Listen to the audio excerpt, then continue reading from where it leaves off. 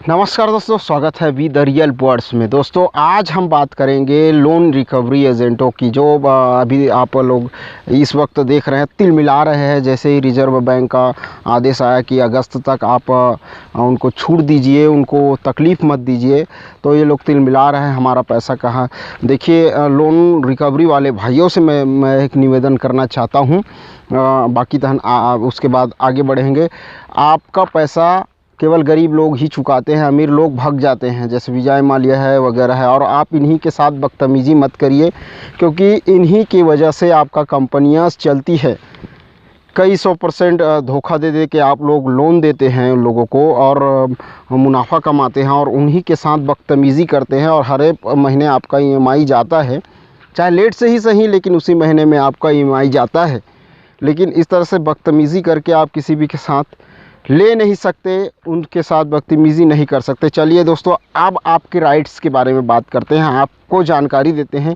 क्या ये loan recovery agent आपके साथ गलत दुर्व्यवहार करके फ़ोन पर भी क्यों ना हो, आपसे बात कर सकते हैं? तो देखिए दोस्तों, इसका कंडीशनल ये है, जैसे ही आप लोन लेते हैं, किसी भी कंपनी से हो, किसी भी बैंक से हो, किसी भी ऑथराइज से हो, तो आप एक एग्रीमेंट साइन करते हैं।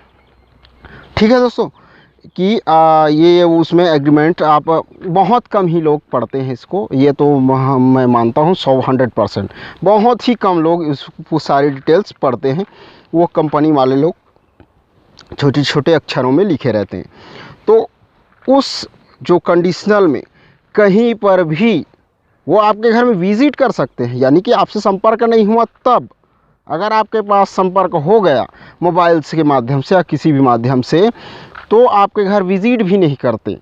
ठीक है दोस्तों, आपसे आकर पूछ सकते हैं क्यों, क्या है भाई, क्यों, क्या परेशानी है, क्या है ये आपके साथ पूछ सकते हैं। मैं प्राइवेट कंपनियों का भी बता रहा हूं दोस्तों, आप ये मत सोचिए कि आप सिर्फ सरकारी बैंकों का बता रहे हैं। मैं प्राइवेट कंपनियों पर भी ये नियम लागू होता है, क्योंकि रिज़र्व बैंक का ऑल इंडिया सभी को वो कंट्रोल करती है, और उसका नियम वो कायदे मानने वालों को ही ये लाइसेंस प्राप्त होता है। ये भूल कर भी मत सोचिएगा कि ये प्राइवेट कंपनी है तो ये इन पर सरकार का कोई भी नियम लागू नहीं होगा। उनके पर भी परफेक्ट जो बैंक का नियम लागू होता है, वो भी उन प्राइवेट कंपनियों पर लागू होता है। चाहे फाइनेंशियल कंपनी हो, प्राइवेट फाइनेंस कंपनी हो, किसी पर भी बैंक का पूरा नियम लागू होता है। ये आप गांठ बांध कर जान लीजिए। और आप लोग डरते हो ना कंप्लेंट करने से, इसलिए मैं बोल रहा हूँ।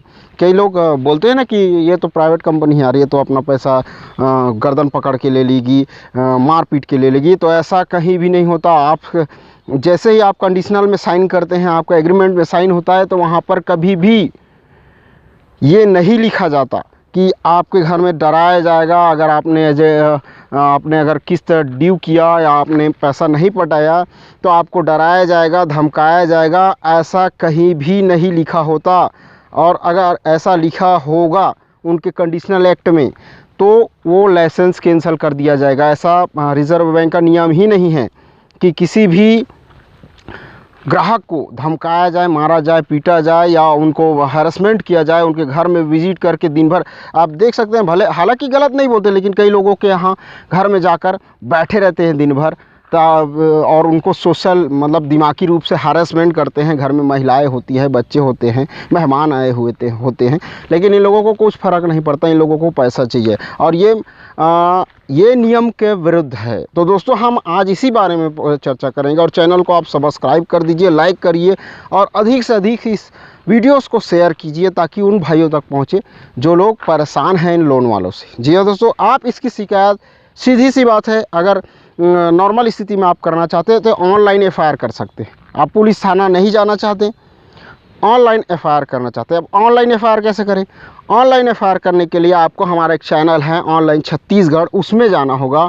और कल या तो परसों हम उसमें एक वीडियोस डालेंगे, ऑनलाइन FIR करने का तरीका आपको बताएंगे। आप ऑनलाइन FIR कर सकते हैं, हरासमेंट का केस दर्ज कर सकते हैं। ऊपर से अब बात करते हैं, फ़ोन में आपको गंदी गाली गलौज कर दिया, तो उसका 2000 एक्ट, यानी कि साइबर क्राइम 2000 एक्ट के तहत आप उसमें भी FIR कर सकते हैं, उसमें भी शिकायत दर्ज कर सकते हैं ग्राहक जागो सेवा केंद्र में। और उसके बाद अगर आपको ज़्यादा ही आपका हरासमेंट हो गया, आपका दिमाग काम नहीं कर रहा है, तो आप सीधा डीएम यानी कलेक्टर के पास शिकायत कर सकते हैं। बेहतर है लोक सेवा केंद्र में आप शिकायत कर सकते हैं, लोकपाल के पास शिकायत कर सकते हैं। लिखित में सभी के पास प्रति पहुंचा दीजिए, फिर इसके बाद ये केसेस मतलब प्रारंभ हो जाएगा। और याद रखिए, जैसे ही आप इन लोगों के पास शिकायत दर्ज करेंगे तो आपके पास शिकायत दर्ज किया, उसके बाद आपको हरेसमेंट करने के लिए कोई नहीं आएगा। अगर आता है तो सीधा उनके ऊपर कार्रवाई होगी और आपका जो मानहानि का केस है, आप किसी भी वकील को पकड़कर मानहानि का केस ठोक सकते हैं, उसके ऊपर दावा कर सकते हैं कि इन्होंने मेरे इतना नुकसान किया है, इनकी वजह से मैं इतना हरेसमेंट हुआ हूँ, इनकी वजह से मेरे बिजनेस में इतना चौपट हुआ है, इन्होंने मेरे जो बिज़नेस पार्टनर है या जो मेरे साथ डील होने वाला है था उस वक्त आकर इन्होंने बदतमीज़ी की और मेरा जो डील है 1 लाख करोड़ का, जो जितना भी आप चाहें हो, जब वो लोग झूठ बोल के हमें दे सकते हैं पैसा, तो आप भी आपको बता रहा हूँ कि मानहानि का दावा हो सकता है। कहीं भी डील में नहीं लिखा रहता, ये थर्ड पार्टी होती है जो आपको पैसा वसूलने के काम करती है और गंदी हरकतें करती है। तो आप सभी को बता दें दोस्तों, प्राइवेट कंपनियों पर भी लागू होता है सशर्त हर नियम, ये गांठ बांध के पकड़ लीजिए। आप शिकायत कर सकते हैं एफआईआर पुलिस स्टेशन में हैरेसमेंट का, सीधी सी बात है, कर दीजिए, कोई दिक्कत नहीं है। अगर हैरेसमेंट अत्यधिक कर रहा है, होशियारी मार रहा है जो एजेंट है, वो सीधा कार्रवाई होगी। ठीक है दोस्तों, अगर कार्रवाई नहीं होती तो सीधा डीएम के पास चले जाइए, एसडीएम के पास चले जाइए, नवविवाहिकी अधिकारी के पास।